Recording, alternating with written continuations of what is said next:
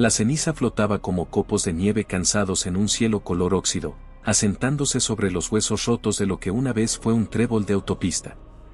Las curvas de hormigón aún se aferraban, brazos esqueléticos unidos para siempre en un abrazo interrumpido por la catástrofe. En el silencio del amanecer, sus ecos persistían, coches fantasma, voces fantasma, vidas fantasma. James Holloway los sintió todos mientras se agachaba junto a la barandilla medio derrumbada, midiendo la dirección del viento con el dorso de la mano. Cuando la brisa soplaba del norte, traía sustancias químicas transportadas por el mar y sus pulmones ardían durante horas. Hoy llegaba sigilosamente del este, fétida por los gases de la marisma, pero sin el aguijón de los halógenos. Se permitió un único y silencioso suspiro de alivio. 8 pasos detrás, Ellie imitó el gesto de su padre, con la palma de la mano extendida y el cabello cayendo sobre las gafas, demasiado grandes para su rostro. El aliento del niño se condensó en penachos de mercurio antes de que el viento los desgarrara. James se giró, se llevó un dedo a los labios y señaló al suelo. Espera. Escucha. El mundo estaba lleno de ruidos que se negaban a ser vistos, el siseo de los socavones, el ruido de los perros salvajes, el frágil tintineo de los cristales rotos al desprenderse por las oscilaciones de temperatura de 32 grados en una sola tarde. Ellie asintió, cambiando de sitio su gastada mochila, antes naranja fluorescente, ahora llena de hollín y trozos de cinta adhesiva. El silencio perduró. El único movimiento era la ceniza que intentaba parecer nieve. Cuando James estuvo seguro de que nada los perseguía, se levantó y revisó el revólver que llevaba a la cadera. Le quedaban 6 balas, además de un cilindro de curiosidades oxidadas que jamás se atrevería a disparar. Tras él, Ellie llevaba la munición de repuesto en un termo infantil decorado con astronautas de dibujos animados descoloridos. La tapa ya no sellaba, en las noches frías, el niño se la apretaba contra la oreja, escuchando el traqueteo de los cartuchos como otros niños habían escuchado antes las conchas. Avanzaron por el tramo agrietado, crujiendo las botas al atravesar las grietas cubiertas de escarcha. Bajo el paso elevado, se extendía una laguna donde se había sumergido un intercambiador de la ciudad. El agua negra lamía las pieles de algas verdes de los sedanes hundidos. Una garceta vigilaba un semáforo destrozado, con las plumas teñidas de amarillo nicotina por los químicos conjurados al caer las bombas. Ellie observaba al ave como si tuviera un mapa secreto. Susurró, ¿se van alguna vez? James negó con la cabeza. Hoy en día, pocas criaturas se preocupaban por las migraciones, no quedaban latitudes seguras hacia las que volar. Al final del cruce, la carretera se desintegró, tragada por un socavón que exhalaba metano como un titán herido. James y Ellie bordearon el borde y descendieron a lo que el atlas agrietado del padre etiquetaba como Subdivisión Edgewater. El cartógrafo había dibujado el lugar en suaves grises suburbanos, ahora yacía sumido en la salmuera de un pantano, con los tejados asomando como escalones en un mar embravecido. En uno de esos tejados ondeaba una bandera improvisada, una sábana pintada con la huella de una mano roja, y a James se le encogió el estómago. Las señales podían ser bienvenidas o advertencias, normalmente eran ambas. Condujo a Ellie por el lomo de un pino derribado. A mitad de camino, el tronco se dobló bajo el peso combinado y emitió un crujido acusador sobre el agua. Un porche sobresalía cerca, fijado a un bungalow de ladrillo cuya planta baja había desaparecido bajo la marea. James recorrió el último tramo de un salto, aterrizando agachado, listo. No se oía ningún ruido dentro. La puerta principal había desaparecido, pero una cortina hecha de bolsas de plástico trenzadas colgaba donde antes había estado. La abrió con cuidado e hizo pasar a Ellie. El interior olía a moho salobre. Percebes se aferraban al salpicadero de la cocina, brillando con los rayos de luz que atravesaban los agujeros del techo. Alguien había vivido allí no hacía mucho, una olla con judías secas aún ocupaba la estufa, un cuaderno de papel encerado yacía sobre la encimera, con las páginas fundidas en una crisálida ilegible. James revisó primero las esquinas, luego el hueco de la escalera. El agua llegaba hasta la mitad del primer piso, el segundo piso estaba seco. Señaló los escalones con la cabeza. Ellie lo siguió, con la madera empapada suspirando debajo. Arriba encontraron la habitación de un niño cuyas paredes habían sido una nebulosa de constelaciones que brillaban en la oscuridad. La mayoría se habían desprendido, pequeñas galaxias a la deriva en la corriente, pero la pintura conservaba una tenue luminosidad. Ellie presionó una estrella con el dedo, y en esa tenue luz sus ojos se abrieron de par en par con algo parecido a la paz. James se arrodilló, rebuscando en un baúl deformado por la humedad. Libros para colorear en blanco, un visor de realidad virtual roto, una caja de música con forma de búho mecánico. Peso inútil. Entonces, al fondo, descubrió medio paquete de pastillas de agua selladas en papel de aluminio. Exhaló, gratitud, miedo, todo a la vez. Cada pastilla filtraba 1 litro, cada litro le compraba otra puesta de sol con su hijo. Metió el paquete en el forro de su abrigo y lo cerró antes de que Ellie se diera cuenta. Más tarde se sentaron juntos junto a la ventana abierta, compartiendo un desayuno de lentejas liofilizadas reconstituidas en agua tibia de lluvia. Afuera, el pantano lamía las tablas podridas, con un ritmo constante como el latido de un corazón. Ellie preguntó, ¿es esto el océano? El chico nunca había visto el océano real, las costas eran vapor, se rumoreaba que yacían bajo nuevos continentes de icebergs de plástico. James negó con la cabeza. Solo restos, dijo. Consideró añadir más, sobre cómo subió el nivel freático después de las explosiones, cómo los glaciares vertieron sus entrañas en cada cuenca, cómo la corriente en chorro se desviaba como un borracho tambaleándose y nunca encontraba el camino de regreso. Pero oyó la voz de su difunta esposa advirtiéndole que Ellie merecía historias, no sermones. Así que James habló en lugar del viejo mundo, reconstruyendo anécdotas frágiles con la delicadeza con que los pájaros tejen ramitas, veranos en el lago superior cuando los cedros aún olían a verde, partidos de béisbol otoñales en estadios más grandes que cualquier cráter, aceras animadas con las canciones de los músicos callejeros blandiendo tambores metálicos y bucles holográficos. Ellie escuchó cómo la tierra reseca espera la lluvia, pero finalmente preguntó por qué esos lugares habían desaparecido.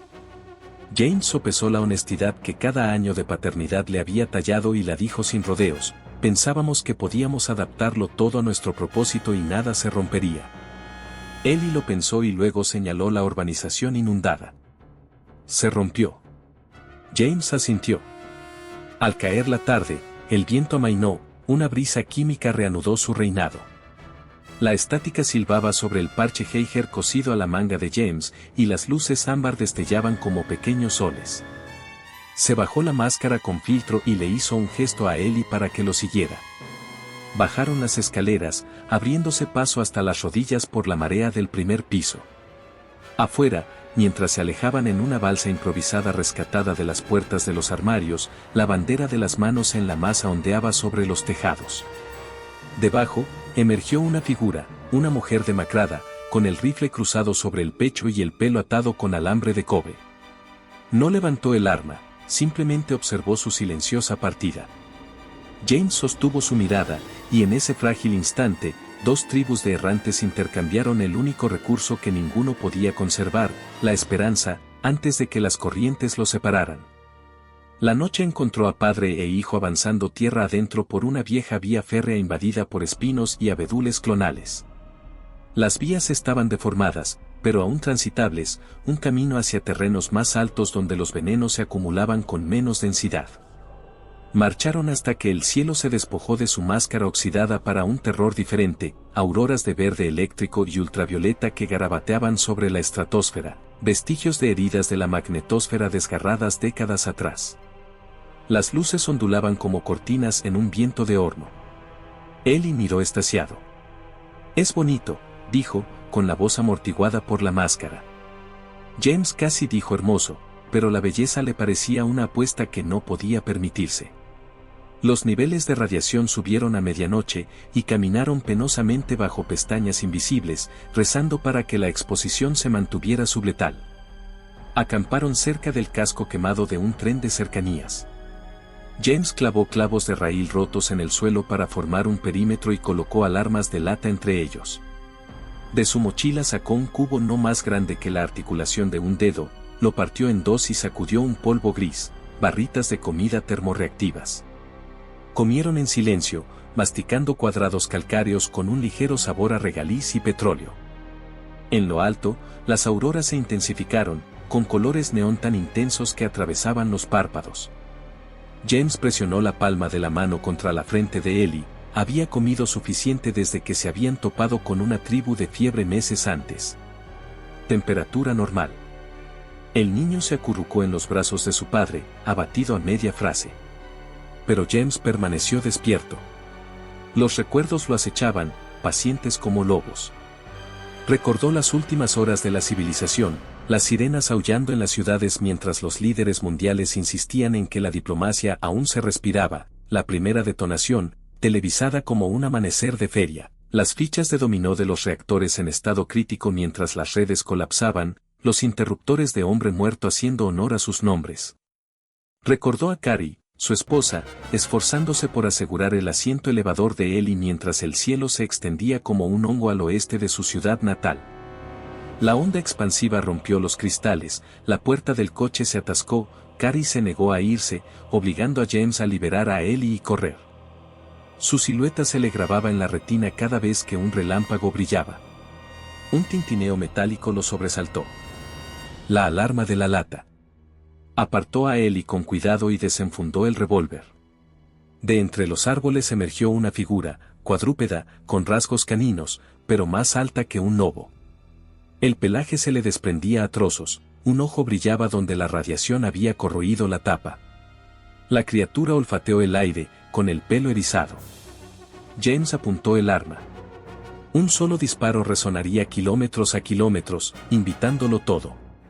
Pero la fortuna se codeó con la locura, el lejano estallido de un rayo asustó a la bestia, que se retiró a la noche, con las extremidades temblorosas como servomotores defectuosos. Solo entonces James se dio cuenta de que había dejado de respirar. Inhaló con dificultad, controlando el temblor. A su lado, Ellie se removió, murmurando sobre pájaros de cristal. James acarició el hombro del niño hasta que el sueño lo reclamó.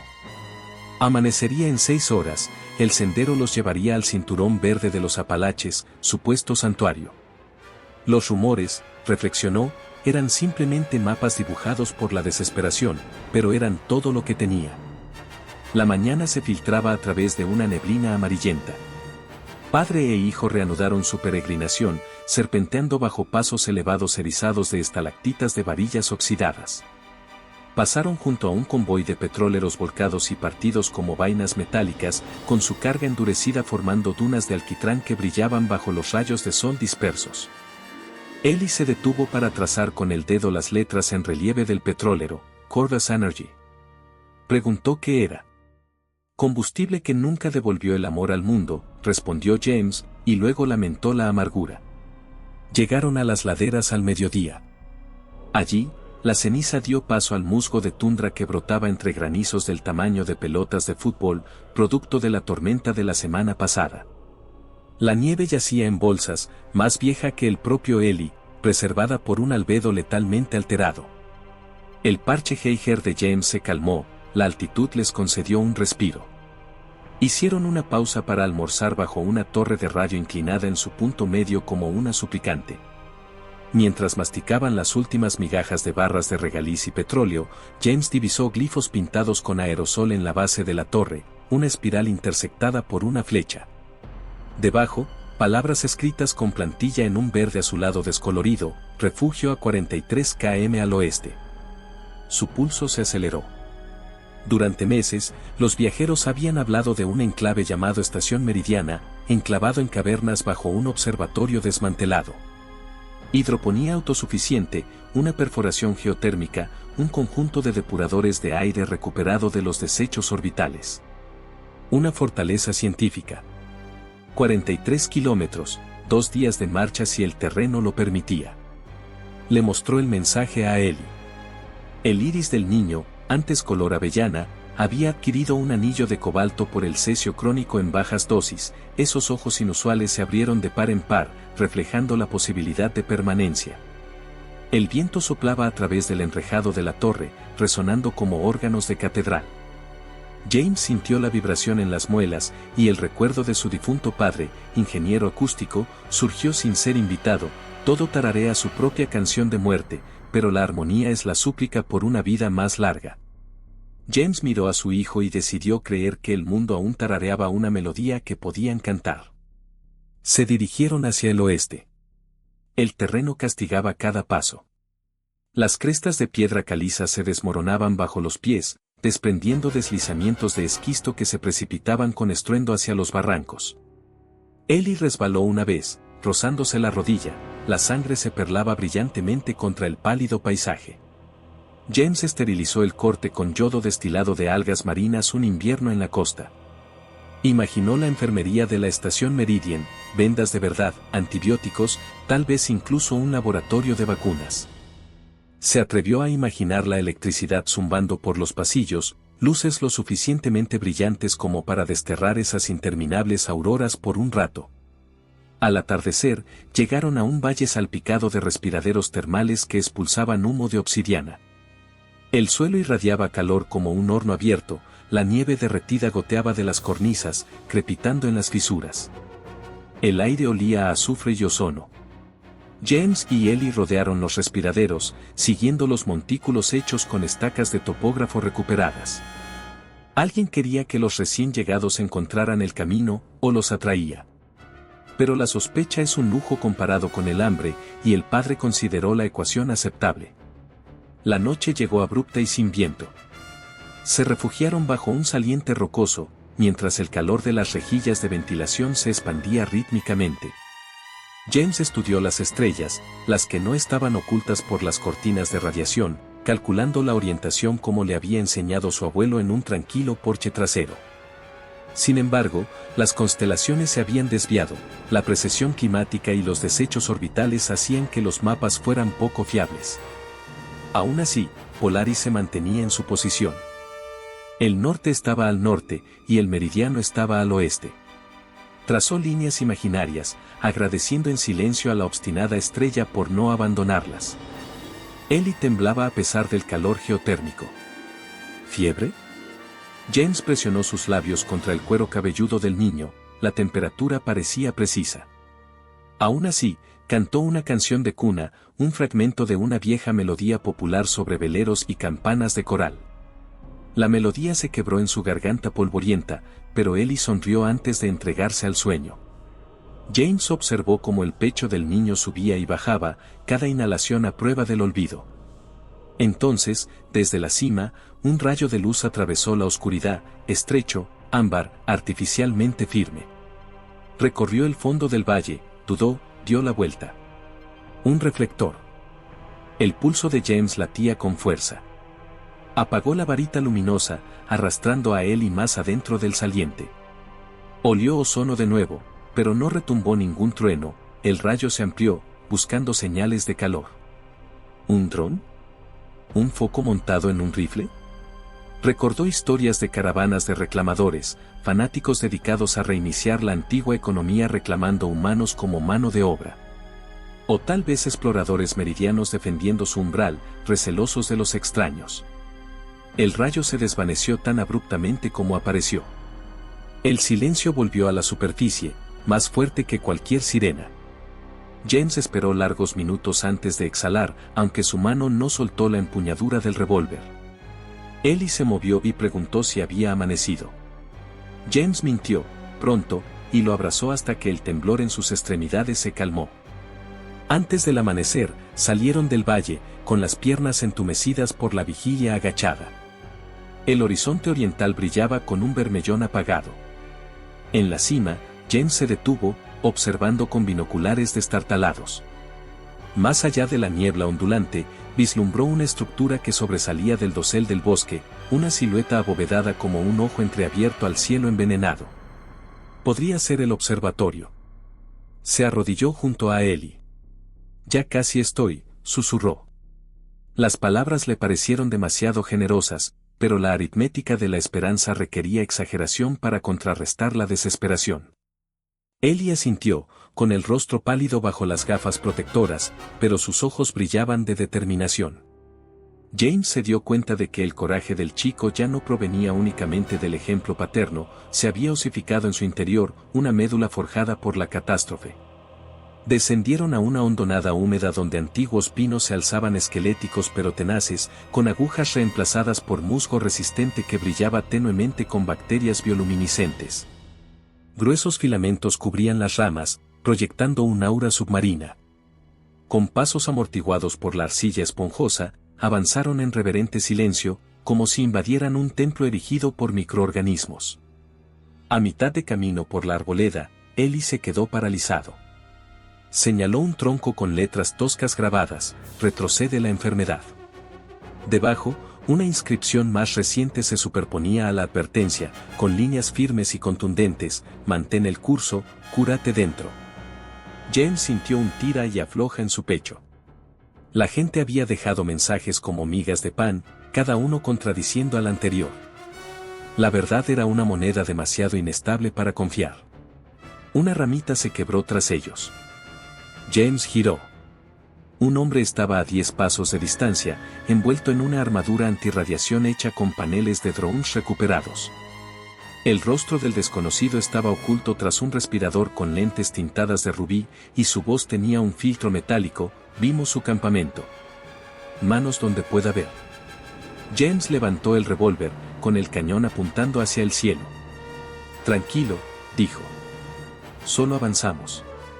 El hombre señaló con un rifle de dardos compacto. ¿A dónde? James señaló hacia el oeste. El desconocido exhaló, la estática crepitó a través de la máscara. Meridian está cerrado. Acepte el control o den la vuelta. James tragó saliva. Mi hijo, 8 años. Necesitamos un salvoconducto. El hombre ladeó la cabeza, sus lentes reflejaban auroras. Las reglas son las reglas. A Contagio no le importa la inocencia. Extendió una varita metálica. Quieto. James consideró apostar por 6 balas, pero el latido del corazón de su hijo contra su pierna lo devolvió a la cordura. Bajó el arma y se la guardó en el abrigo. El desconocido se adelantó y los examinó con la varita, quizás un detector ultravioleta o un detector de sustancias químicas. Emitió 3 pitidos rápidos. El hombre asintió. Lecturas bajas. Puede continuar. El alivio recorrió a James con fuerza, hasta que el hombre añadió: pero el control es provisional. Te harán otra prueba en el perímetro. Si los niveles suben, te purificarán. Hizo un gesto con una cuchilla sobre su garganta. James abrazó a Eli con más fuerza, agradeciéndole con un gesto de la cabeza. El desconocido se dio la vuelta, desapareciendo en una neblina bioluminiscente. Momentos después, el bosque se tragó todo rastro, dejando a padre e hijo con el silencio equivocado, el que se pregunta qué precio tiene la misericordia. Reanudaron la marcha hacia el oeste, con pasos más pesados pero a la vez más rápidos. Sobre el dosel, la cúpula del observatorio se alzaba imponente, con nervaduras de aluminio desgastado que captaban la luz difusa de la aurora. Cada kilómetro ganado, James contaba mentalmente como un rosario: la distancia restaba a los milagros aún necesarios. Sintió un zumbido bajo sus pies, quizá maquinaria, o simplemente su propia sangre cantando. Cuando el sol finalmente atravesó la niebla en su cenit, coronaron una cresta y divisaron la estación Meridian. El observatorio se alzaba sobre acantilados de basalto, la cúpula se agrietaba, pero los andamios la rodeaban como refuerzos cosidos a una herida. Las turbinas giraban a lo largo del precipicio, captando las ráfagas errantes. Un puente colgante cruzaba la garganta, custodiado por torres de vigilancia. Los espejos solares se inclinaban hacia el cielo como girasoles metálicos. Eli jadeó. Es real. Ope, tras haberlos acechado con paso susurrante por todo un continente, finalmente salió a la luz del día. A James se le doblaron las rodillas, se aferró a los hombros del chico para estabilizarse. Más allá del puente, figuras distantes con capas blancas de protección se movían con determinación, como hormigas.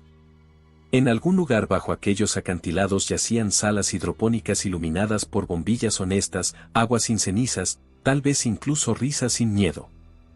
James exhaló el largo suspiro que había estado conteniendo desde el fin del mundo. Habían llegado a las puertas, pero las puertas se abren en dos direcciones y cada santuario proyecta una sombra. Aún así, apretó la mano de Ellie y dio el primer paso hacia el puente. El puente colgante se hundía bajo el peso de años olvidados, pero se mantenía firme bajo sus pasos, vibrando con un armónico grave que le recordó a James las cuerdas de un violonchelo tocadas en una caverna. Las rejas de acero resonaban mientras él y Ellie avanzaban, cada estruendo rebotaba en el barranco para morir contra las paredes de basalto, teñidas de rojo por el óxido de hierro. Muy abajo, un río glacial rugía, crecido por el agua de deshielo de los campos de nieve radiactivos, con su espuma tenuemente luminiscente donde los isótopos danzaban con los minerales. A mitad de tramo, los sensores incrustados en las barandillas se activaron y diodos rojos recorrieron sus lentes para captar las firmas térmicas de los recién llegados.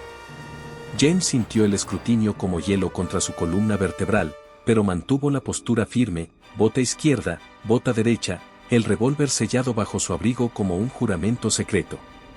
Más adelante, una caseta de vigilancia sobresalía de la pared del acantilado, antaño un laboratorio auxiliar anexo al antiguo observatorio, ahora el principal puesto de control de Meridian. El revestimiento de aluminio ondeaba donde el viento había erosionado las juntas, pero los portales en sí lucían impecables, puertas gemelas de vidrio balístico y placas compuestas, puntales entrelazados como el iris de una gran lente. Figuras con capas ambientales blancas emergieron a medida que los intrusos se acercaban, la luz del sol se difuminaba contra el polímero laminado, convirtiéndolas en siluetas borrosas coronadas por oscuras máscaras respiratorias con forma de picos alargados.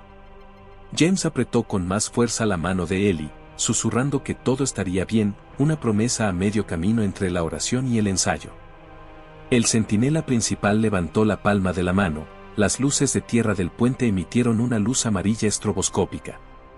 «Alto ahí», retumbó una voz, amplificada por un altavoz piezoeléctrico montado en el chaleco. James se detuvo, levantó la otra mano, con los codos expuestos al viento gélido. Las lentes de la máscara reflejaban su propio reflejo, mejillas hundidas, mandíbula canosa, ceniza aún incrustada en las costuras del cuello, una imagen a la vez amenazante y suplicante. «Declaren nombres», ordenó el centinela. «James Holloway», dijo con la garganta áspera. «Este es mi hijo, Elías. Edad: 8». Una pausa, un segundo centinela se adelantó sosteniendo lo que parecía ser un espectrómetro portátil. «Adelante, niño», ordenó el líder. 3 pasos. James se arrodilló y sostuvo la mirada de Ellie. El chico asintió, una repetición casi imperceptible de un ejercicio que habían practicado, obedecer rápido, hablar poco, observarlo todo. Ellie avanzó 3 pasos arrastrando los pies, la placa del puente crujió. La varilla del espectrómetro trazó arcos alrededor de su cabeza y torso, su holopantalla escupía glifos de datos demasiado intrincados para que James los descifrara. Un suave timbre, aceptable. «Padre, avanza». James obedeció. Los sensores zumbaron, olió aire ionizado. Otro timbre, más grave, luego un pitido que se intensificó hasta convertirse en una alarma rápida. El holograma de la varita se tiñó de escarlata. El centinela se puso rígido. Carga isotópica elevada, estroncio, cesio, en el límite. «He estado expuesto», admitió James, con el pulso acelerado. «Periodo seguro reciente, 4 días por encima del umbral». «Límite no significa autorización», respondió el centinela. Un tercer guardia apuntó con lo que parecía un proyector de dardos. «Protocolos de descontaminación obligatorios. El niño es admisible. El padre se someterá a quelación y aislamiento durante un mínimo de 12 horas. Si nos separas, él no obedecerá», advirtió James con voz quebrada. «Protegemos a los niños, señor», dijo el centinela, y la sinceridad bajo la distorsión del orador fue profunda. «Pero los protocolos de contaminación no son negociables». James examinó a Ellie con la mirada, ojos abiertos, mandíbula apretada. Separación. La peor pesadilla grabada en largas noches alrededor de cables trampa de hojalata. Aún así, a la sombra de la cúpula yacía medicina, protección, tal vez un mañana que era más que días desperdiciados encadenados. Presionó el revólver en las pequeñas manos de Ellie, con la empuñadura por delante. El chico frunció el ceño. James susurró, dáselo cuando esté dentro. No antes. Una frase en clave con otro significado, confiar en esta gente con cautela. Se enderezó y abrió los brazos. Hazlo. Un siseo, una espuma compresiva lo envolvió desde una boquilla, fresca y con aroma cítrico. Perlas de biopolímero incrustadas con agentes quelantes se adhirieron como una segunda piel. Sintió náuseas al sellarse la nariz por un instante, luego un centinela le cortó las fosas nasales con un gesto experto de bisturí. Buena respuesta, murmuró alguien. Lo condujeron hacia la puerta de la derecha mientras Ellie era conducido hacia la izquierda, con los dedos rozando el aire con una frágil chispa que no conectaba nada. Dentro, las luces del pasillo, brillantes como el día, impactaban contra las pupilas de James. Parpadeó al pasar por una esclusa de presión negativa donde los chorros de aire le rozaron el abrigo, expulsando cenizas hacia las rejillas de ventilación. Tras otro portal, el aire se transformó en una frescura estéril con un toque de orégano, un rastro de microflora artificial que metabolizaba compuestos volátiles. Un técnico médico con bata gris lo condujo a un cubículo de cristal.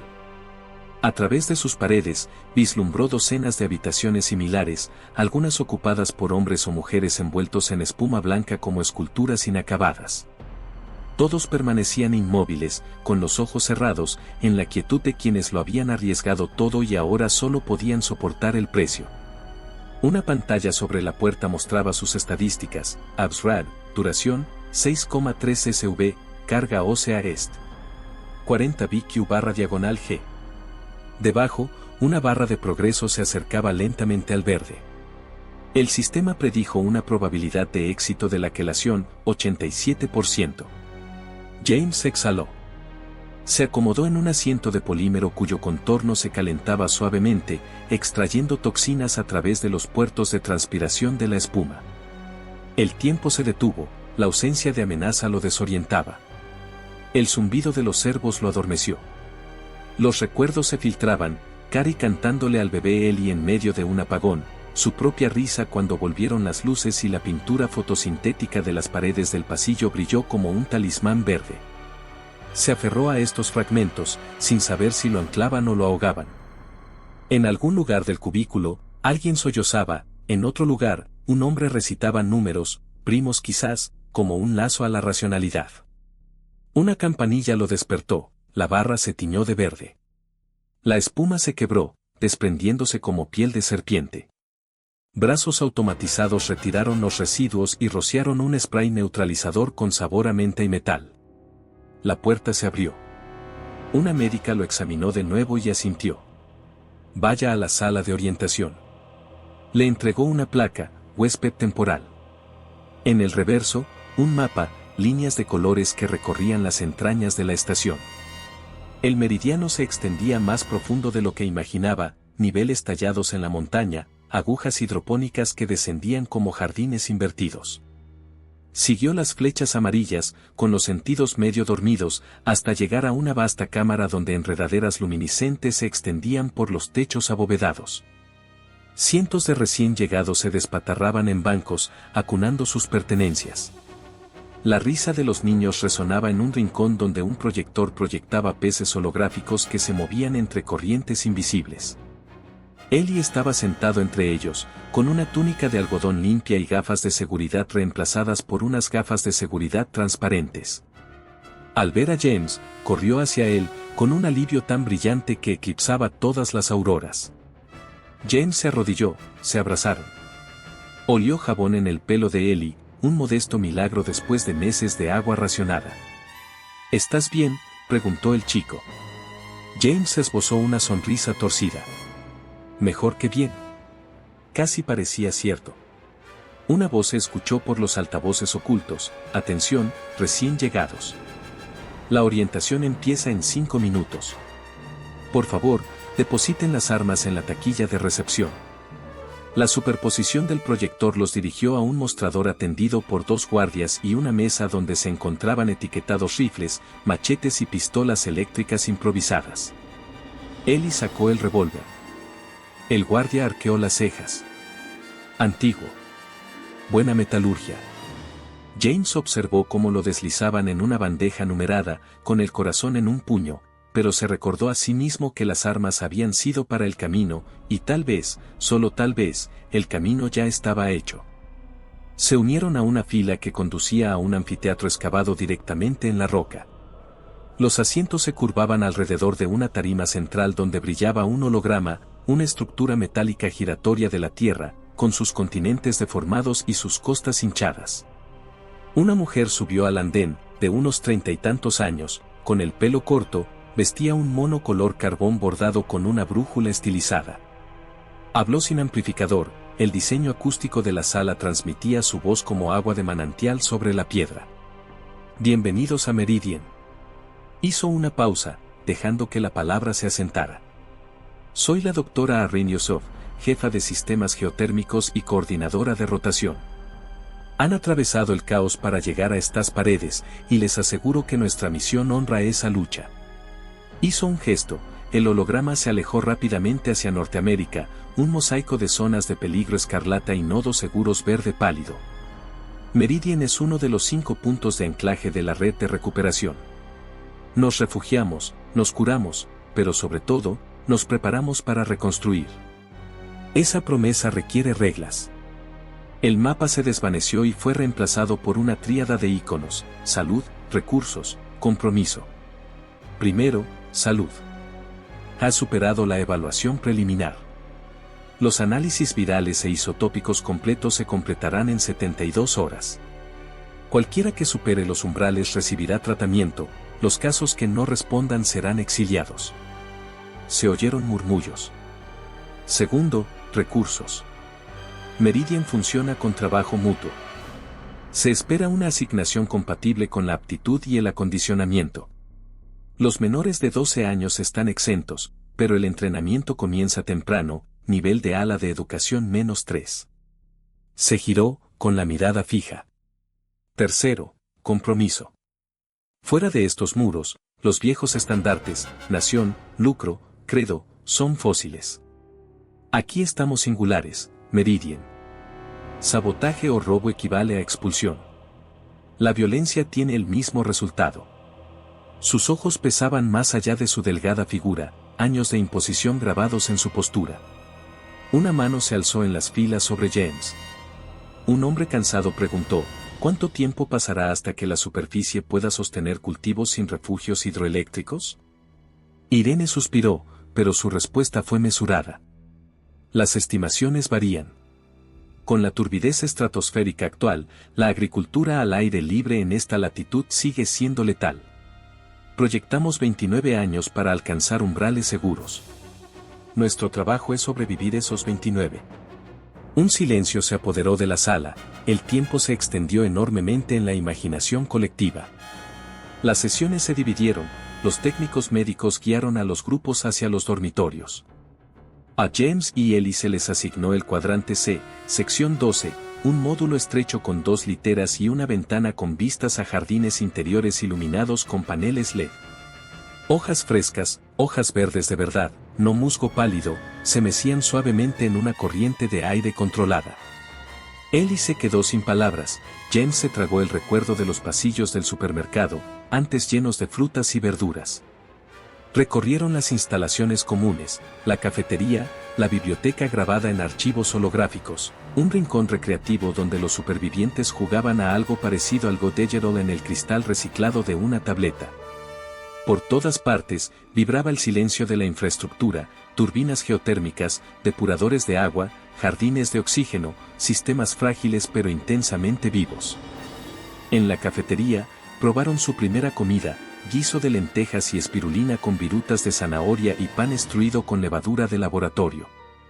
Los sabores eran intensos comparados con las raciones de viaje. Ellie rió entre dientes al percibir la persistencia del dulzor de la zanahoria. Cerca de allí, una joven se presentó. Mae, es mecánica aeroespacial de las flotas de salvamento del Pacífico. Había perdido 2 dedos por congelación, pero apretó con fuerza la mano de James. Durante la cena, habló del proyecto en curso de Meridian, lanzar cometas estratosféricas sembradas con algas para recolectar CO, un plan a partes iguales de desesperación y brillantez. Se necesitaban voluntarios con aptitudes mecánicas.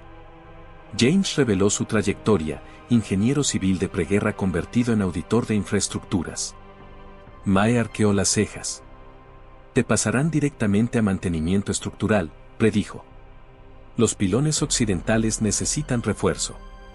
Con el paso de las noches, la rutina se cristalizaba. James reportaba al capataz de mantenimiento, un superintendente de minería llamado Ortega, de humor negro como la escoria. Ortega le explicó las lecturas de los sensores sobre microgrietas en la celosía del domo, lugares donde los ciclos de congelación y descongelación amenazaban con una falla catastrófica. James encontró consuelo en el cálculo, los números obedecían, a diferencia del clima. Ellie asistió a módulos de aprendizaje, idiomas, historia, hidroponía aplicada. Hizo amigos, 2 gemelas nacidas en un refugio nuclear bajo Toronto, un niño que nunca habló, pero tallaba pájaros perfectos a partir de polímeros de desecho. Sin embargo, bajo el ritmo de Meridian, la tensión crecía. Los rumores se extendían por los sumideros comunales, las caravanas de los reclamadores habían sitiado otro enclave 2 semanas al sur, la producción de agua de los pozos glaciares descendió inesperadamente, un equipo que reparaba turbinas exteriores vislumbró luces en el valle, sin que se supiera quiénes vigilaban. La doctora Jo South convocó una asamblea general, instando a la vigilancia. El manto de oscuridad de Meridian se disipa, advirtió. No podemos ser fortaleza y faro a la vez, hay decisiones pendientes. Un crepúsculo bochornoso, James salió del área de estructuras más tarde de lo habitual. Cruzó el entrepiso, donde los conductos brillaban como venas bajo el suelo translúcido. Se oían voces desde un túnel auxiliar adyacente, Ortega discutía con alguien a quien James no reconoció. Disminuyó la velocidad. La integridad de la cúpula nos da tiempo, insistió Ortega. Joe South quiere malgastar mano de obra en esas cometas, juguetes aéreos. Primero apuntalamos, luego innovamos. Una segunda voz, juvenil, cortante, la atmósfera nos repara la tierra. Sin secuestro, nos pudrimos en nuestra tumba montañosa mientras las tormentas del exterior nos afilan las garras. James consideró revelar su presencia por cortesía profesional. En cambio, la curiosidad lo atrapó. La voz argumentó con vehemencia y Ortega replicó, la conversación giró hacia el recuento de votos dentro del consejo directivo. James se dio cuenta de que la democracia de Meridian era frágil. Se acercaron pasos, James se metió en una zona de mantenimiento hasta que pasaron, Ortega y Mae, enfrascados en una disputa. A James se le aceleró el pulso. Mae parecía amigable, pero las alianzas aquí eran fluidas. Decidió recopilar sus propios datos antes de tomar partido.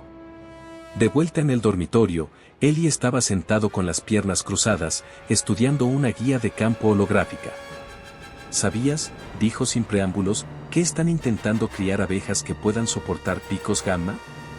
Mostró imágenes de polinizadores robustos con bandas metálicas. Los llaman brass backs.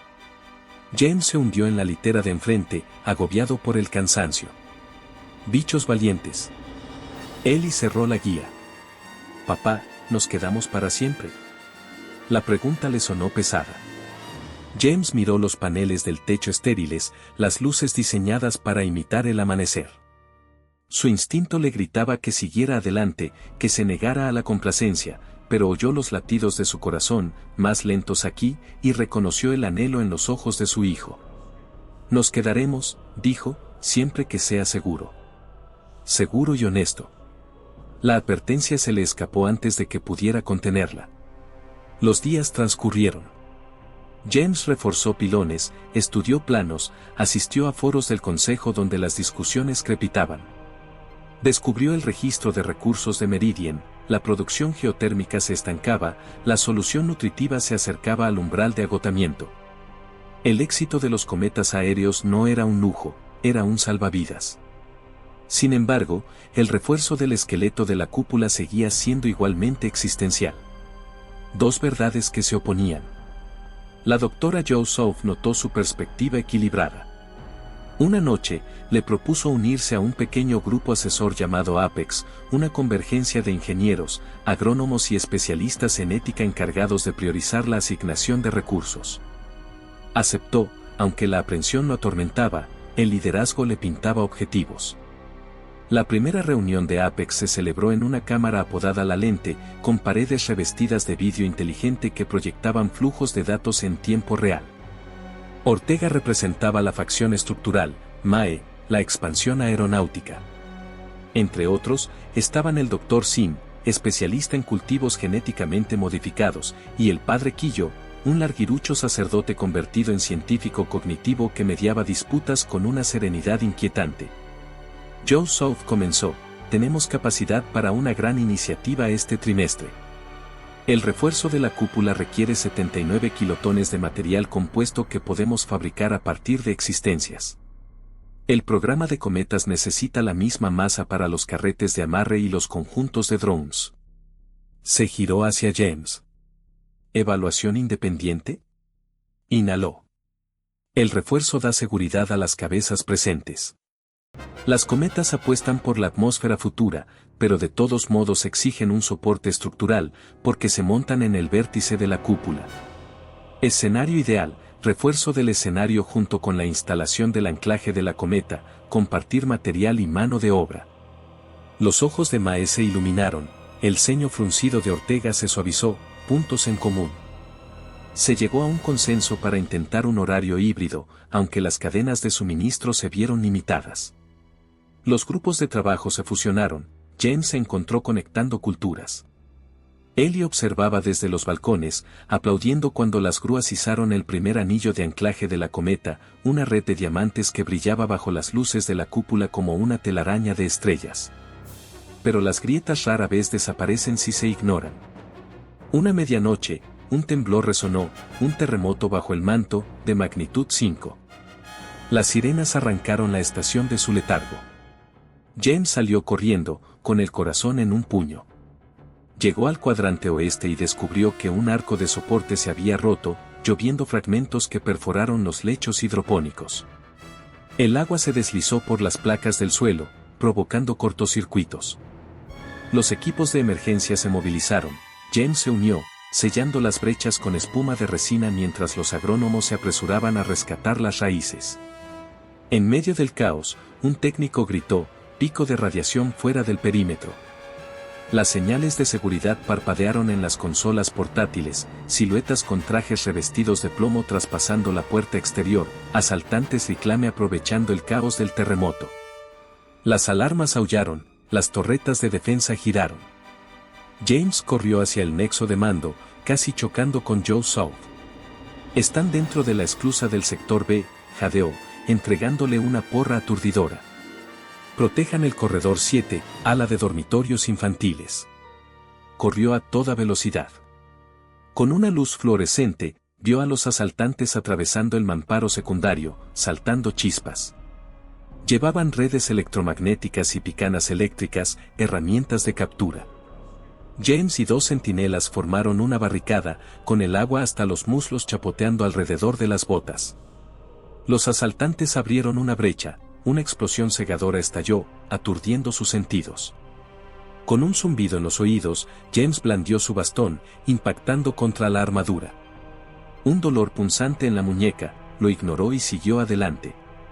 Un asaltante se abalanzó, una red de proyectiles cayó en cascada, con electricidad crepitante.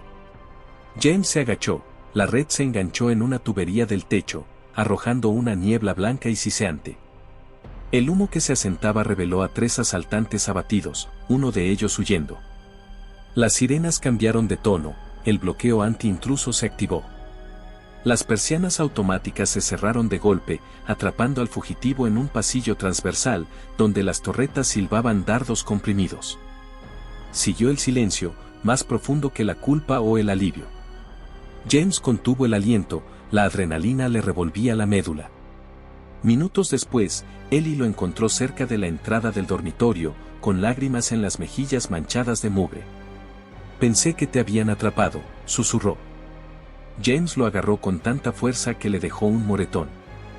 «Estoy aquí», murmuró, aunque la incertidumbre lo carcomía. ¿Cuántas incursiones más antes de que Meridian crujiera como un hueso cansado? El consejo convocó una cumbre de emergencia.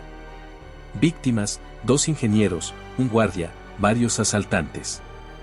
Pérdidas hidropónicas: 13% del rendimiento del cultivo, crítico, pero con posibilidad de supervivencia.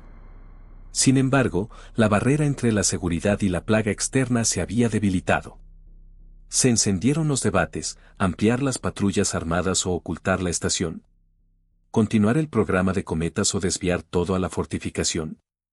Se alzaron las voces, las alianzas se deshilacharon. James, con la voz temblorosa por el cansancio, propuso un camino más audaz: enfrentar a los invasores diplomáticamente. Ofrecer un intercambio limitado, medicinas a cambio de mineral en bruto. Reducir el incentivo para entrar en la zona. Jadeos. Ortega se burló, Mae se inclinó hacia adelante. Joe South lo sopesó. El padre Quillo murmuró: cada exilio sigue siendo un recurso humano desperdiciado. El consejo aplazó la decisión. En los pasillos, las opiniones se polarizaron. Algunos aclamaban a James como pragmático, otros lo tachaban de imprudente. Ellie oyó susurros y regresó al dormitorio molesto. James se arrodilló. El progreso siempre suena peligroso para quienes se sienten cómodos con la desesperación, dijo, sin saber si era un consuelo o una ilusión.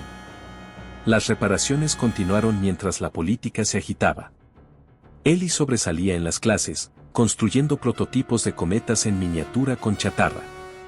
Una tarde, le presentó un diseño a Mae: microcometas que dispersaban nubes de esporas para sembrar bacterias fijadoras de nitrógeno. Mae sonrió radiante y prometió presentar el concepto. James observó, con orgullo henchido, y se dio cuenta de que el chico se estaba integrando en la estructura de Meridian más rápido de lo que cualquier decreto podría romper. De nuevo de noche, James, inquieto, vagaba por las pasarelas. Encontró a Joe South en la lente, solo, con la tierra holográfica girando, las zonas rojas pulsando.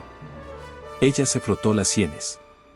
«Estamos a un terremoto, a una incursión de un fallo en cascada», murmuró. Él se unió a ella. «¿Y cuál es la obra?», exhaló. «Impulsamos el proyecto híbrido. Las cometas se desplegarán en 6 semanas. Si funcionan, la turbidez atmosférica bajará localmente. Aumentará la luz solar y los cultivos externos serán viables antes. Construiremos redundancia». Se giró con los ojos vidriosos. «Pero primero, eliminamos las fisuras en nuestra propia casa. Quiero que dirijas las operaciones estructurales y los enlaces de seguridad». «Doble función». James parpadeó. «Soy ingeniero, no soldado. Esta noche dice lo contrario». Suavizó la voz. «Meridian necesita puentes, entre el acero y la carne, entre la cautela y la esperanza. Tú construyes puentes». Pensó en el puente del barranco, con los sensores escaneándolo, la primera barrera que cruzó para llegar a esta frágil arca. Construir puentes significaba soportar el peso de todo lo que pudiera cruzar. Asintió. «De acuerdo». El amanecer ardía tras la cúpula mientras los equipos de reparación reanudaban su trabajo, sus siluetas empequeñecidas por los arcos de celosía. Ellie observaba desde la plataforma de observación, con drones de bronce zumbando a su alrededor. Saludó a su padre, que descendía en ascensor, con el casco reflejando los primeros rayos. James sentía la creciente tensión, pero también un trasfondo de voluntad colectiva, supervivientes forjando civilización a partir de los fantasmas de los reactores. La estación podría fracturarse, las tormentas podrían hacer volar cometas en cintas, los asaltantes podrían regresar, pero por primera vez desde el amanecer atómico, James vislumbró no solo la posibilidad, sino la costumbre del mañana. Colocó una mano sobre la viga principal, caliente por los focos, y empezó a dar órdenes. Los soldadores chispearon, los drones levantaron las placas de anclaje y los tirantes se colocaron en su lugar. Poco a poco, el esqueleto de Meridian se fortaleció, al igual que sus ocupantes. Fisuras de un crepúsculo lavanda se filtraban a través de los puntales superiores de la cúpula, tiñendo los jardines interiores de Meridien con colores inéditos antes de la guerra. Más allá de la carcasa compuesta, el mundo exterior inhalaba aire cargado de xenón y exhalaba largas ráfagas de niebla cáustica, pero dentro de estos muros, cada aliento tenía un ligero sabor a albahaca. La fractura del sector 12 oeste, antes una grieta fina, ahora remendada con resina de carbono y cerámica, era la prueba más simple de que las manos cuidadosas aún podían revertir la entropía. James encontraba consuelo al pasar los dedos por la juntura curada, un ritual cada amanecer antes del cambio de turno. Si la superficie del parche permanecía lisa como el satén, sin infiltraciones ni delaminación, podía empezar el día creyendo que la reparación no solo era posible, sino perpetua. 6 semanas se habían reducido a 4, y el día de lanzamiento de las cometas estratosféricas ya no brillaba en un calendario lejano, se cernía como un amanecer demasiado intenso para contemplarlo. Sobre él, los drones se escabullían por las pasarelas, tendiendo cables fotónicos ultrafinos desde las anillas de anclaje hasta bobinas del tamaño de vagones de mercancías. Cada filamento parecía diminuto, pero podía transportar 10 toneladas contra la cizalladura del vendaval. Solo los humanos parecían frágiles en comparación, hombres y mujeres colgando de arneses, con llaves dinamométricas enfundadas como armas cortas, discutiendo sobre especificaciones de par de torsión con acentos propios de un mundo destrozado en islas dialectales. James ahora llevaba 2 auriculares de comunicación, uno conectado a operaciones estructurales y otro a seguridad. Las llamadas se superponían en un murmullo constante, oscilación del rodamiento de la bobina 3 en aumento, se compensa con microlubricantes, seguido de, puesto de centinela norte solicitando orientación. Sus visores térmicos acaban de detectar 3 desconocidos coronando la cresta este.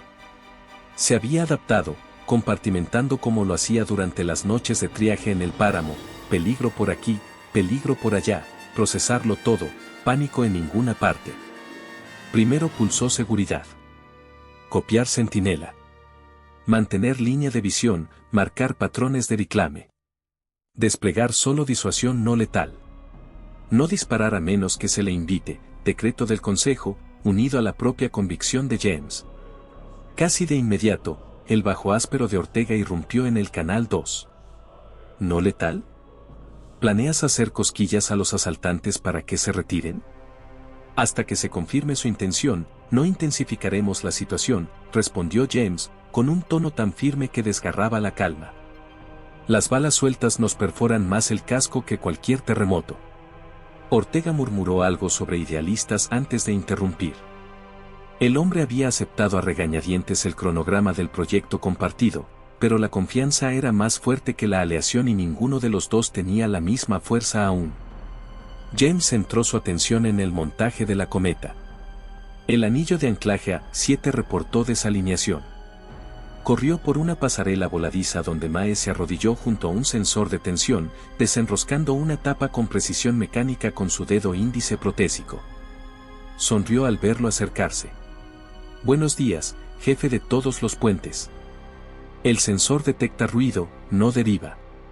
La humedad está alterando los piesos. Él se agachó, realizando una inspección visual mientras ella recalibraba. El silencio bajo el rugido de la turbina parecía una paz conspirativa. 4 días, dijo en voz baja. Luego acercaremos el cielo un poco más. 4 amaneceres, repitió. Asegurémonos de que no nos caiga encima. Mae terminó y se limpió la grasa de polímero en los pantalones. ¿Has oído hablar del enviado?, preguntó. ¿Enviado? Su bandeja de entrada de seguridad estaba repleta de notificaciones de estado, las había revisado por completo. Una caravana de recuperadores se detuvo en Sandpost Dauta anoche. Un motociclista con una bandera blanca pidió un acuerdo. El consejo se reunirá con ellos esta noche en la esclusa del río. Arqueó una ceja. Fue idea tuya, ¿recuerdas? James se enderezó como si la gravedad se hubiera disparado. Allí estaré. Las clases del mediodía de Eli terminaron temprano porque los lúmenes parpadearon 2 veces, una señal automática de que las baterías del sistema estaban por debajo del nivel de confort. Corrió a través de las filas de la guardería para encontrar a su padre en operaciones estructurales, con las mejillas sonrojadas por la emoción de una infancia que aún recordaba su despreocupado impulso. «Brass bags eclosionaron», exclamó, sacando un cubo transparente del tamaño de la palma de la mano, lleno de cavidades hexagonales. Dentro, 3 insectos metálicos flexionaban alas microláminas y la luz del sol se reflejaba en la quitina de aleación. «Parecen joyas», dijo James. Un gnomo de latón golpeó la pared de acrílico, tintineando como una miniatura. «Es diente de sierra», declaró Ellie. «Le gusta probar bayas». James intentó sonreír, pero su mente ya estaba en el parlamento de esa noche. Le revolvió el pelo al chico. «¿Puedes ayudar a Mae a instalar las bandejas de polen más tarde?» «Sí, señor». Ellie giró sobre sus talones y luego hizo una pausa. «¿Estará en la cena?» «Depende. Quizás tarde». La decepción en esos ojos con un círculo cobalto la apuñaló. «Un asunto importante del consejo», añadió, pero una explicación rara vez superaba la presencia. La tarde se deslizaba en gradientes de lavanda a carbón. En la esclusa, el vapor se elevaba donde el efluente cálido se encontraba con el aire alpino.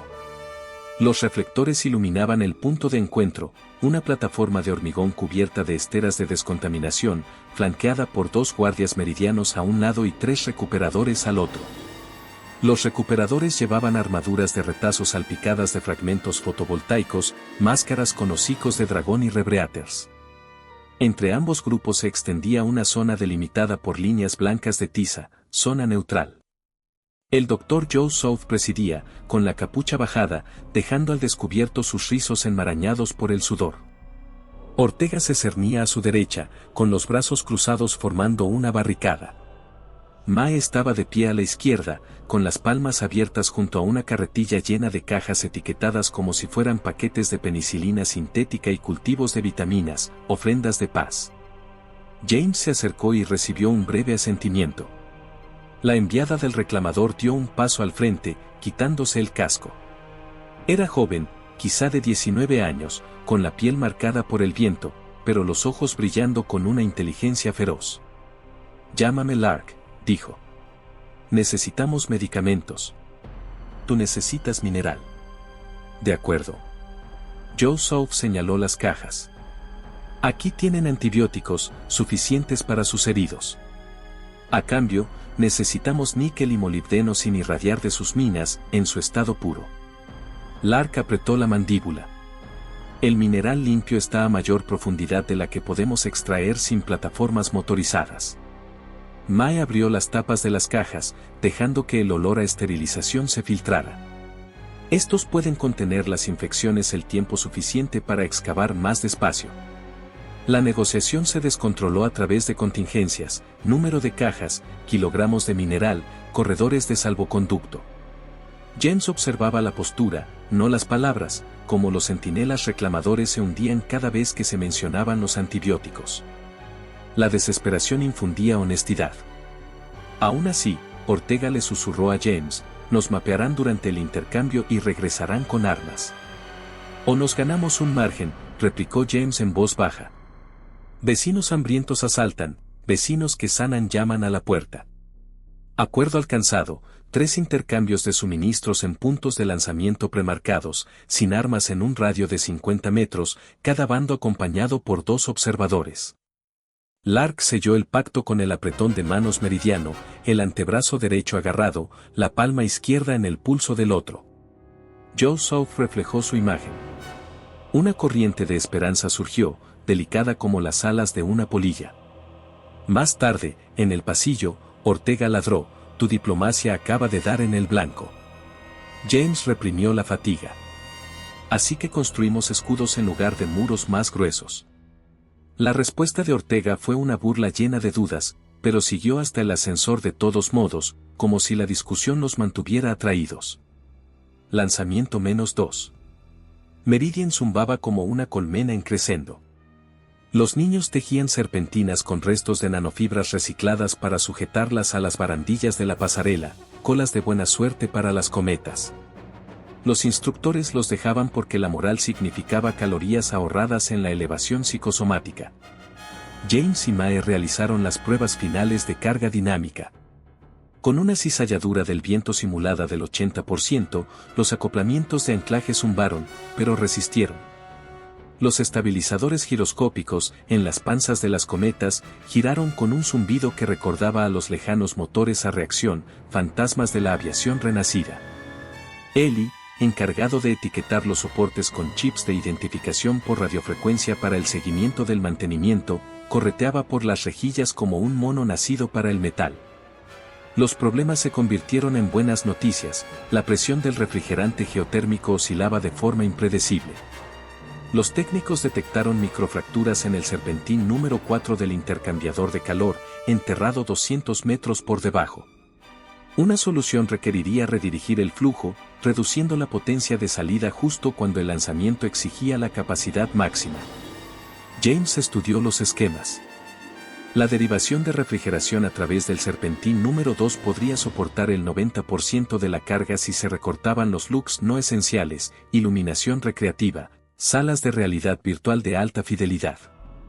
El ayuntamiento aprobó una caída de tensión, los residentes toleraron las noches oscuras a cambio de un poco de luz solar. Esa noche, quieto y en silencio, James recorrió las pasarelas perimetrales. La niebla se acumulaba bajo la cúpula, arremolinándose como leche en el té. A mitad de camino, notó un destello, un diminuto destello rojo contra el interior del casco. ¿Mira láser? No, solo el reflejo de un diodo de mantenimiento, decidió, pero la inquietud lo invadió. En el dormitorio encontró a Eli dormido, con la mano aferrada a su planeador de juguete. James se desplomó en la litera de abajo, pero el sueño lo ahuyentó. Pensamientos en bucle, ¿y si las ataduras se rompen? ¿Y si los asaltantes ignoran el tratado? ¿Y si la bobina número 4 explota en pleno lanzamiento, inundando la estación con refrigerante hirviente? Intentó recordar noches antes de que el miedo se convirtiera en norma. Parecían ficticias, como historias contadas en fogatas donde nadie se congelaba, nadie brillaba bajo las varitas Geiger. Día de lanzamiento. Las sirenas no sonaban, en cambio, un repique melódico resonaba por cada pasillo, señal de un giro histórico. Los residentes acudían a los balcones, con los cascos en la mano y la mirada al cielo. Las cometas descansaban en un estado de estasis plegada, cada una del tamaño de un avión de pasajeros de preguerra, pero con aspecto ingrávido, estructuras esqueléticas de matrices de grafeno y velas de milar pintadas de verde iridiscente para una máxima imitación de la clorofila. La luz del sol, a través de la cúpula, las convertía en dragones de vidriera. La voz de Joe Soap llenó las líneas de comunicación. Iniciando pre-roll. Todo el personal no esencial, listo para la distancia de observación. James se encontraba en la cubierta de operaciones junto a Mae, Ortega y 3 especialistas en automatización. Los monitores mostraban los vectores de viento, la tensión de las amarras y las lecturas de las bobinas. A las 9, se abrieron los respiraderos en los pétalos del techo. Uno a uno, los pétalos se desprendieron, dejando el interior al aire puro por primera vez en la historia de Meridian. Un coro de exclamaciones se alzó desde abajo mientras nubes grises se cernían sobre sus cabezas como gigantes curiosos. Cizalladura del viento dentro de la envolvente, confirmó Ortega. Amarres desbloqueados. Cometa 1, encendido, gritó Mae, presionando la palma de la mano contra el teclado biométrico. En la plataforma de lanzamiento, los propulsores de gas comprimido silbaron. La primera cometa se elevó rápidamente, desplegando las alas al máximo, la cuerda se soltó con un zumbido tan delicado que sonó como un pergamino rasgado por dedos cuidadosos. La nave atravesó la niebla, ascendiendo sin parar. Los sensores transmitían la altitud, 1 kilómetro, 2, 10. Dentro de Meridian, la luz cambió. La penumbra difusa dio paso a un haz de cálido resplandor mientras la parte inferior reflectante de la cometa rebotaba la energía solar en el anillo de apertura. Las células fotónicas a lo largo de la cúpula interior absorbían la luz, convirtiendo el brillo en electricidad y longitudes de onda fotosintéticamente activas. Gardens exhaló un suspiro audible solo en los cloroplastos. Cometa 2, 3, 4 le siguieron. Los vítores se transformaron en una oleada de júbilo que hizo vibrar las vigas más que cualquier terremoto. James sintió las lágrimas, las primeras en años, que le picaban la sal en las quemaduras de la soldadura. Le dio una palmada en el hombro a Mae, ella gritó como una niña. Ellie, desde un balcón superior, gritó por el comunicador, «Papá». La luz se siente cálida. James respondió con una risa ahogada. Entonces, las sirenas de alerta destrozaron la euforia. La señal de seguridad brilló en rojo carmesí, movimiento, brecha en el perímetro, cresta este. Múltiples señales de calor recorrieron el pedregal. Una voz, «Sandpost Vera», gritó, «ID de reclame no». Repito, desconocidos hostiles. La cubierta de operaciones se transformó en un ballet cinético. Ortega ladró órdenes, las torretas pivotaron. James vislumbró pantallas, figuras con trajes negros mate, cortes transversales bajos, exoesqueletos militares. Puso la cámara telescópica. Los cascos no tenían símbolos. Llevaban lanzas de plasma destructoras, anticuadas pero letales. Mae maldijo. ¿Mercenarios? Armas libres, exigió Ortega. Joe South por el canal principal, repeler. Preservar la cúpula a toda costa. Los asaltantes, quienesquiera que fueran, se desplegaron en formación de punta de flecha, avanzando hacia los pétalos del techo entreabiertos. Debieron de haber rastreado la preparación de lanzamiento y elegido el momento de máxima distracción. James se puso el arnés táctico, agarró un rifle de pulso sónico, no letal, pero con un sonido potente, y corrió para elevarse. Los pasillos se llenaron de órdenes de evacuación. La clase de Ellie se dirigió a los módulos inferiores de refugio, el contenimiento del latón se selló automáticamente. Las sirenas de código naranja sonaron. James se unió a la línea de defensa en la bahía de mantenimiento del pétalo superior. A través del techo roto, vio figuras escalando los radios del ancla, intentando cortar las amarras. Cortar incluso una sola haría que la cometa se soltara, y el cable se azotara a través de la cúpula como una guadaña. Levantó el rifle de pulsos y disparó. Una onda expansiva translúcida onduló, alcanzando a un escalador a medio paso. La figura se convulsionó, resbaló y se desplomó en la oscuridad. Fuego de respuesta, un rayo de microondas coherente lamió la barandilla cerca de su cabeza, ampollándose la pintura junto con la piel de su mejilla. Apretó los dientes y avanzó. Voz de Mae en el comunicador, anillo de anclaje a 7 comprometido. Necesito que vuelvan a sellar la cubierta. James divisó su silueta abajo, corriendo por las pasarelas con una mochila de resina. 2 intrusos descendieron en rappel hacia ella. Saltó una escalera de servicio, deslizándose por los rieles para interceptarlos. Un atacante se abalanzó, James paró con la culata del rifle, disparando a quemarropa. La onda expansiva destrozó los estabilizadores giroscópicos del Exo, el enemigo se desplomó, chispeando la armadura. El segundo blandió la lanza de plasma, James se agachó, el impulso lo llevó al mástil central, donde sus costillas crujieron en protesta. Un dolor abrasador. Se golpeó la cabeza contra el visor del atacante. Plexi se arañó. Mae llegó, clavando su herramienta en el puerto espinal del enemigo, descargando una descarga de condensador que lo derribó. Juntos anclaron. Los pernos estabilizadores rotos colgaban. La cometa oscilaba, la vela se sacudía y la tensión de la cuerda se disparaba. Si se rompe, empezó Mae. No chasqueó. James se ajustó al timbre y empezó a enhebrar el perno de repuesto en la brida rota mientras Mae inyectaba resina expansiva. Las alarmas sonaron. Otro intruso trepó por la viga, pero el bramido de hierro forjado de Ortega resonó y una flechita impactó en el visor del Exo, haciendo que el atacante saliera disparado. El perno se asentó, la llave dinamométrica hizo clic. La resina de Mae espumó y se endureció. La tensión disminuyó, nominal.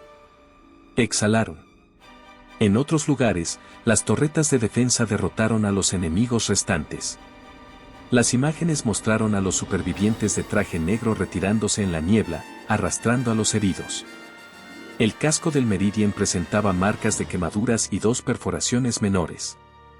Enjambres automatizados sellaron las fugas controls de taponamiento. No perfecto, pero en pie. Horas después, la sala de triaje sonó. El costado de James estaba vendado con una malla de compresión. Joe South informó, facción desconocida, los rastros tecnológicos sugieren un contratista de seguridad privada de bóvedas corporativas de antes de la guerra. El motivo probable fue secuestrar la tecnología de cometas o la estación de rescate. Los asaltantes fueron repelidos, pero el anonimato de Meridian se evaporó. El consejo se reunió mientras los médicos seguían limpiando la sangre del suelo. Las discusiones se intensificaron, algunos exigían un contraataque inmediato, otros un confinamiento en las profundidades subterráneas. James, con la voz entrecortada, propuso una tercera vía, desplegar cometas como balizas móviles, extender la luz y la vigilancia a los valles para disuadir incursiones y a la vez forjar una red comercial más amplia, incluyendo a los reclamadores, para la defensa mutua. Mae añadió que las cometas podían retransmitir las comunicaciones, amplificando la radio para llegar a otros puntos de anclaje. La unión hacía la fuerza. Ortega se irritó, pero se detuvo, había visto de primera mano la sofisticación de los intrusos. Luchar solo era un suicidio por desgaste. El padre Quillo habló por último, citando una antigua lamentación sobre las ciudades ocultas bajo cestas: la luz debe estar en las cimas, para que la oscuridad no se multiplique sin oposición.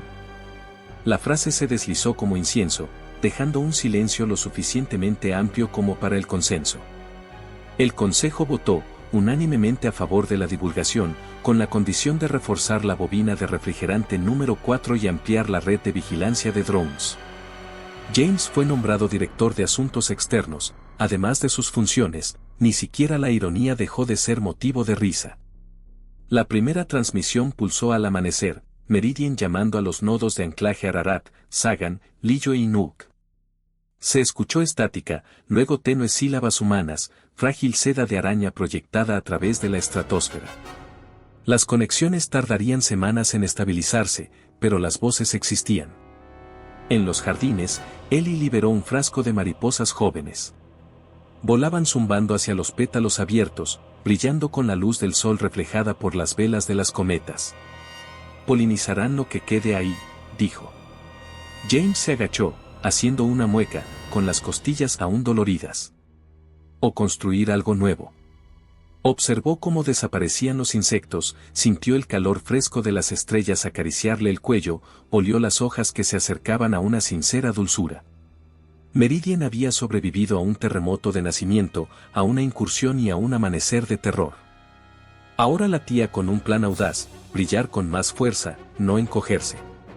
Se quedó de pie, con la mirada fija en las cuerdas de las cometas que se inclinaban hacia una neblina infinita, delgadas líneas que anclaban la posibilidad. No era tan ingenuo como para pensar que el peligro había cedido. Pero comprendió, por fin, que la seguridad nunca era la ausencia de amenaza, era la presencia de un propósito. El viento llegó perfumado con promesas que ningún contador Geiger podría medir, atravesando los pétalos del techo abierto de Meridian y agitando las banderas que los niños habían tejido con retazos de Millar durante la ansiosa calma entre ataques. 5 cometas surcaban ahora las mareas estratosféricas, 5 líneas tensas zumbando bajo el tirón del aliento irregular de la Tierra. Cada cometa era una linterna esquelética llena de algas químicamente estimuladas, cada una proyectando rayos solares en el corazón de la estación.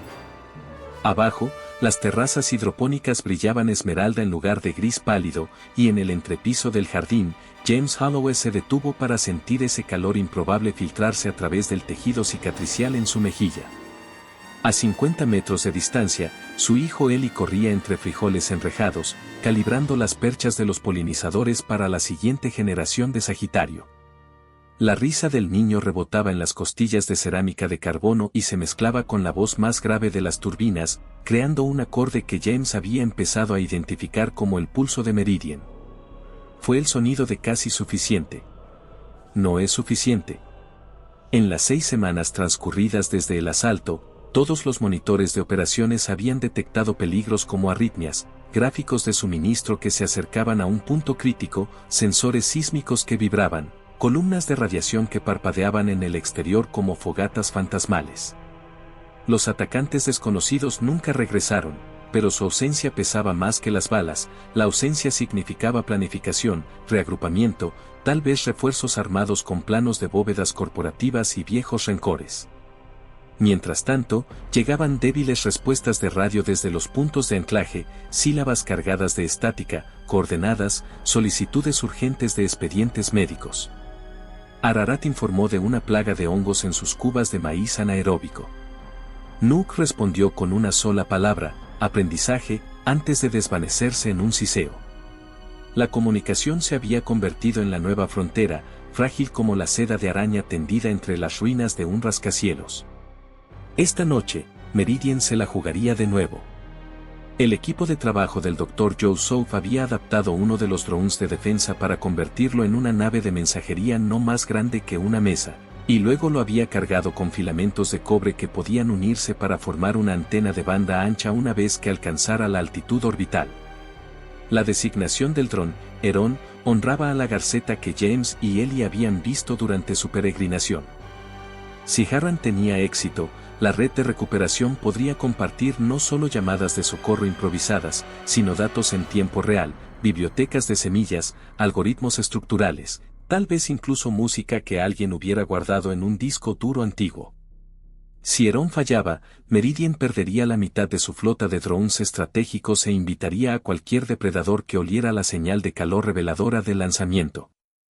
James ahora desempeñaba un triple papel, director de operaciones estructurales, enlace con asuntos externos y representante del recién creado Consejo de Defensa e Integración de Meridian, un nombre que parecía menos prestigio y más un juego de clavos de ferrocarril clavados en su agenda. Pero el liderazgo aún requería pequeños rituales, así que dejó de lado los diagnósticos del datapad y se unió a la cola del almuerzo, donde los mayordomos servían sopa de zanahoria y espirulina en cuencos de celulosa. Ellie se deslizó a su lado, con las mejillas quemadas por el sol donde las gafas no llegaban. Diente de sierra se escapó, confesó el chico, refiriéndose a su bronceado favorito. Creo que quiere mapear los respiraderos. James reprimió una sonrisa. Entonces seguiremos su mapa. Comieron apoyados en una balaustrada sobre el patio central mientras la multitud, abajo, ensayaba simulacros de emergencia, rozándose los hombros y riendo a carcajadas a pesar del cansancio. La moral de Meridian se había transformado en algo más firme que el optimismo, una fe inquebrantable en milagros factibles. Al final de la tarde surgieron complicaciones.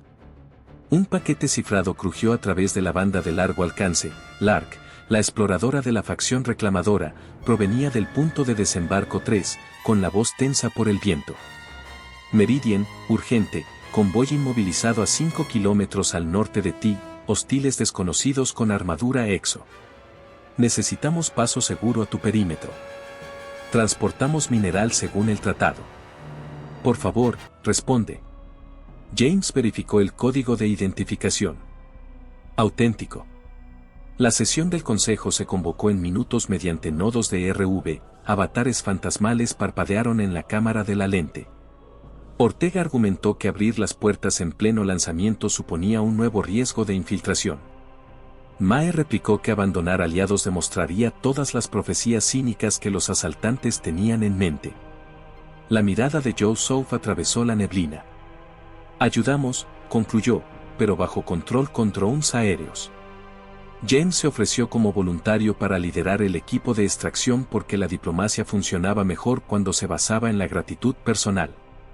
Ortega insistió en ir también, para asegurar que sus puertas abiertas no se conviertan en puertas giratorias. Mae se quedaría para dirigir la cuenta regresiva de Herón. El crepúsculo sangraba hierro contra la estratosfera mientras los vehículos blindados salían del portal oeste, con sus motores eléctricos susurrando. James iba de copiloto en el vehículo líder, con el rifle sónico sobre el regazo, con el desconocido peso del mando tensándole los nervios.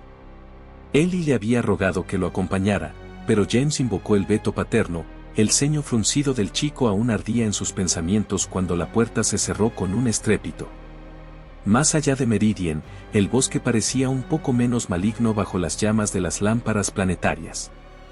El reflejo de las cometas en la parte inferior era tan intenso que algunos árboles recuperaron su tono verde fantasmal. Pero las sombras seguían siendo densas, y mientras el convoy coronaba el pedregal cubierto de escarcha, James divisó destellos de hocicos, arcos de fósforo blanco que dibujaban siluetas. Pulsó el comunicador. Lark, mantén el rumbo, nos acercamos. Llegaron al caos. 3 camiones reclame bloqueados por troncos caídos, sus escoltas blindados intercambiando fuego con media docena de soldados con exoesqueletos, del mismo negro mate que la facción que había atacado la estación. James ordenó ráfagas de contención desde los altavoces de la torreta del techo, ondas de conmoción de baja frecuencia. Las hojas se estremecieron, los trajes negros tropezaron. Los artilleros de Ortega desplegaron minas de red, 2 soldados quedaron atrapados, los exoesqueletos crepitaron al sobrecargarse los condensadores. Lark emergió de detrás de la cabina de un camión. Su armadura fotovoltaica se quebró, pero su sonrisa permaneció intacta. Sabía que vendrías. James saltó, cubriendo su retirada. Mientras los reclamadores transferían cajas de mineral a las plataformas elevadoras de Meridian, un rayo de plasma errante cortó el antebrazo de James, quemándole la tela hasta la carne. El dolor fue como agua fría. Se lanzó detrás del buggy, recuperó el equilibrio y disparó 2 pulsos sónicos que destrozaron el visor de un atacante. El soldado se tambaleó, revelando el rostro de una mujer debajo, piel ampollada, ojos feroces con un hambre cobalto, y, por un instante, James no vio a un enemigo, sino a otro superviviente luchando contra la extinción. Entonces Ortega gritó, «Atención, grupo», y el bosque estalló en un estruendo atronador. Los explosivos lanzaron astillas. James condujo a Lark y a su tripulación a los transportes, los motores rugieron, el convoy invirtió el rumbo entre una lluvia de chispas. La persecución se desvaneció cuando los drones perimetrales de Meridian invadieron la zona, emitiendo disruptores ultravioleta. Los exotrajes se desvanecieron entre la maleza, dejando solo huellas carbonizadas y un mar de preguntas. De vuelta tras las murallas, el transporte de mineral avanzaba a toda velocidad por los túneles de descontaminación. Lark se dirigió cojeando a la enfermería, negándose a usar la camilla hasta que depositó una muestra de agradecimiento, una moneda de hierro que representaba unas manos entrelazadas, en la palma ensangrentada de James. «De la forja de mi tribu», dijo. «La confianza también se puede forjar». James apenas durmió después de que los médicos le sellaran la quemadura del antebrazo. Cojeó hasta el control de lanzamiento, donde Mae monitoreó la cuenta regresiva de preignición de Herón, T-10-00. «¿Tu brazo?», preguntó, con una mezcla de reprimenda y alivio. «Funcional». Observó a los ingenieros revisar los cardanes de los propulsores. La línea de presión de la bobina N-4 se mantuvo estable al 94%, el apagón había ganado espacio. Sin embargo, James sentía otra presión, el cálculo moral de la batalla. ¿Había elegido el vector correcto? Matar o capturar a esos soldados no explicaba por qué atacaban ni quién los comandaba. A las T-400, Joe South entró con una tableta. Interceptaron conversaciones de trajes enemigos, anunció. Transmitieron telemetría a un repetidor llamado Helix. El ceño fruncido de Ortega se acentuó, los párpados de Mae parpadearon de miedo.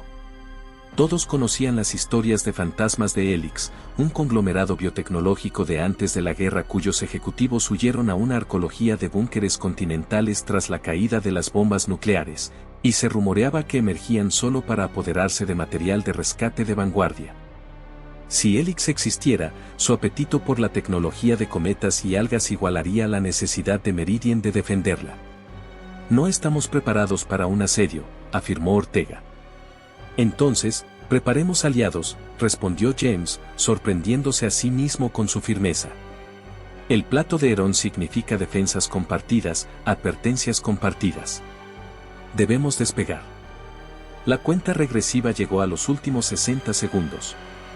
En las plataformas de observación, las familias se congregaban en grupos silenciosos. Ellie se encontraba al frente sujetando una jaula de perca americana vacía, salvo por diente de sierra, el insecto agitaba las alas como si percibiera la historia. 30, entonó Mae. Los focos exteriores parpadearon, Herón extendió las placas de calefacción, los micropropulsores girando. 10. El vapor expulsó nieve. 5. El silencio se tragó el aliento. Encendido. El tubo de lanzamiento tembló, los condensadores de punto cero se descargaron, Herón se elevó hacia el cielo en una lanza de glorioso azul. Los niños gritaron de alegría, los mayores se tomaron de las manos, James volvió a llorar. El dron dejó atrás los pétalos y alcanzó la troposfera, los sensores marcaron altitud, 20 kilómetros, 25 kilómetros. Las comunicaciones crepitaron, guía nominal. Desplegando antena en 30. Mae sonrió ferozmente. Entonces, la estática explotó en todas las pantallas. La telemetría de Herón desapareció. El equipo de operaciones gritó preguntas, no hubo respuesta. Una nueva señal se anuló, fuerte, deliberada, un icono, una bobina de doble hélice girando en rojo. Una voz se filtró por los altavoces automáticos, terciopelo sobre navajas. Estación Meridian. Poseen activos cruciales para la renovación de la Tierra. Prepárense para la adquisición. El cumplimiento conlleva la integración y la paridad de recursos. El incumplimiento invita a la neutralización. El icono se apagó. En su lugar, cámaras de gran altitud mostraron a Herón a la deriva, con la columna de cola cortada y la antena sin desplegar. A su alrededor, giraban 3 puntas de flecha oscuras, misiles guiados camuflados en meteoritos. Un misil descendió a toda velocidad, no hacia Herón, sino hacia Meridian. Joe South gritó, secuencia de intercepción. Las torretas se reorientaron, las bobinas antimisiles dispararon varillas de tungsteno que perforaron el cielo con brillantes lanzas. El misil se desvió, con una IA enjambre. Una varilla dio en el blanco, detonando en una explosión ultravioleta a 10 kilómetros de altura, pero segundos después, un estruendo de ondas de choque resonó en la cúpula, haciendo vibrar las anclas. Las cuerdas de las cometas vibraron como cuerdas de arco, la iluminación interior parpadeó al descargarse la capacitancia en los conjuntos de escudos. Herón descendió en espiral, con el piloto automático en apuros. Mae manipuló la consola, con los dedos desenfocados. Si la perdemos, la red orbital se apagará antes de nacer. Redirigió los bancos de propulsores, Herón respondió, estabilizándose el tiempo suficiente para desplegar los pétalos de la antena. La ráfaga de datos emitió un pitido, y luego volvió a activarse. Incluso averiada, Herón se conectó, la antena se despertó, el apretón de manos con el receptor de Meridian estableció rutas vectoriales a otros nodos. Antes de que el dron pudiera transmitir más, un segundo misil culminó la destrucción. La señal de Herón se cortó a obsidiana, los escombros florecieron como una flor negra, luego se dispersaron en estelas estratosféricas y desaparecieron. Silencio saturado apps. James inhaló. Apretón de manos confirmado. Al menos se escaparon algunos restos. Mae se secó los ojos, resurgiendo con determinación. Ortega caminaba de un lado a otro. Helix ya conoce nuestro alcance. Vendrán por tierra. Prevemos, dijo Joe South. El Consejo vota esta noche sobre la coalición inmediata con los asentamientos de los reclamadores. Compartimos centrales eléctricas, ellos nos prestan combatientes. Pero James percibió una urgencia distinta, los muros por sí solos nunca bastarían, Meridian necesitaba movilidad, redundancia, tal vez incluso un protocolo de evacuación. Volvió a ver niños en caminos destrozados, pero la reprimió. Paso a paso. La votación fue aprobada. El líder de los reclames, Terik, superior del ARC, llegó 3 días después en un skime cargado de mineral y heridos. Comenzó el entrenamiento conjunto, los médicos de Meridian enseñaban triaje avanzado, los exploradores de los reclames guiaban los mapas de navegación subterránea bajo los corredores de aproximación de Helix.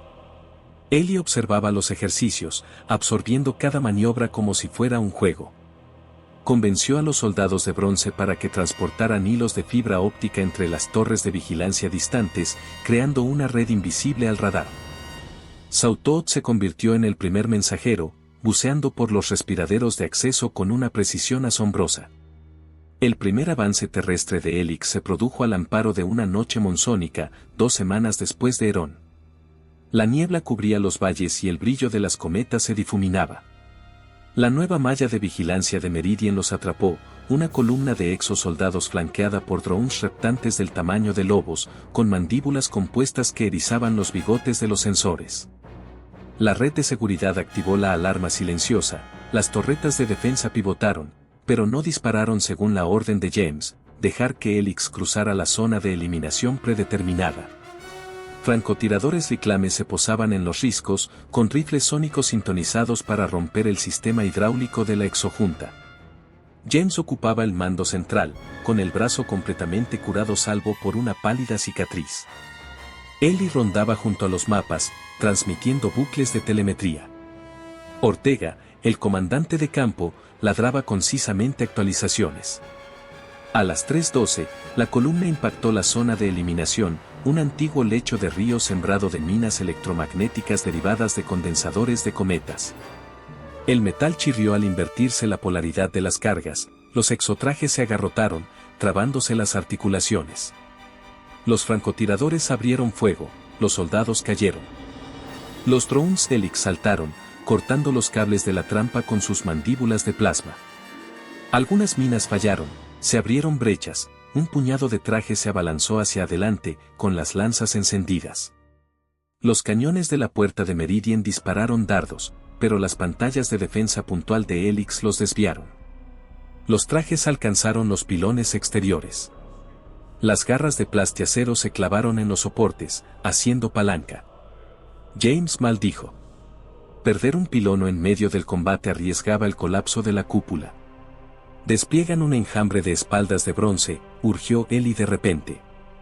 Eso es para comunicarse, no para combatir, dijo James. Odian las ráfagas de alta frecuencia, los loros pueden llevar inhibidores. El niño había hecho pruebas en la guardería y había grabado la repulsión de los drones. Momento para elegir. James asintió. Ellie corrió al microaviario donde habían crecido docenas de loros. Los ingenieros sujetaron inhibidores del tamaño de una moneda a los tórax de los insectos, programados para resonar a frecuencias exosónicas. Las puertas abrieron sus escotillas, una nube de metralla viviente irrumpió en la noche, zumbando como una tormenta plateada. Se dirigieron a los trajes Helix, guiados por imanes. Al acercarse, los inhibidores emitían oscilaciones estridentes. Los sensores auditivos exos se sobrecargaron y la IA de los trajes falló. Los soldados se tambalearon, algunos colapsando, arrancándose los cascos para aliviar la agonía sónica, lo que los hizo vulnerables a las toxinas del aire. En cuestión de minutos, la resistencia cedió. Los supervivientes se retiraron, dejando que los drones arrastraran a los incapacitados. La victoria sonaba cruda, no triunfal. Los médicos aún rescataban a los francotiradores Reclame muertos, y los árboles quemados ardían lentamente. Sin embargo, el primer asalto terrestre de Helix fracasó. El consejo se reunió al amanecer. Joe Souf resumió, tenemos semanas, quizá meses, antes de que Helix intensifique.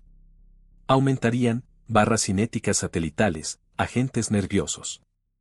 Joe Souf se apoyó en el atril, necesitamos redundancia de reubicación. Meridiano portátil. James sintió que su miedo anterior se alineaba. Surgieron bocetos de estaciones migratorias ancladas por conjuntos de cometas, centros que podían separar módulos y reubicarse a lo largo de plataformas o cuerpos de levitación magnética. Fue nominado para diseñar interfaces estructurales. Durante semanas, James apenas durmió, pero la euforia lo impulsaba. Los equipos reutilizaron las cápsulas de carga en desuso y las equiparon con paredes plegables y cámaras de aire. Ellie automatizó el enrutamiento de los cables de latón para rastrear corredores desmontables. Mae adaptó los cabrestantes de ancla de cometa a grúas aéreas capaces de izar las cápsulas por barrancos. El siguiente mensaje de Helix llegó por un mensajero explosivo, un misil que se rompió justo antes de la cúpula, esparciendo miles de panfletos impresos en polímero balístico, integración o borrado. La propaganda incluía diagramas de las abundantes granjas y clínicas genéticas de Helix, una utopía para quienes cedieran sus patentes tecnológicas. La gente vaciló, algunos abogaron por la capitulación. Ortega y Mae quemaron panfletos públicamente, pero el miedo persistió. James visitó los barracones donde se gestaba la disidencia. No habló de resistencia, sino de pertenencia, como Meridian había convertido el páramo en música de turbinas, como cada soldadura albergaba la historia de alguien. Sacó la moneda de hierro del arc y la pasó. La confianza se forja, dijo, pero solo si el fuego es más intenso que la duda.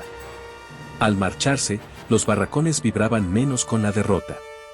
El enfrentamiento final eligió su hora, mediodía, cuando un raro rayo de sol atravesó las nubes sin obstrucciones.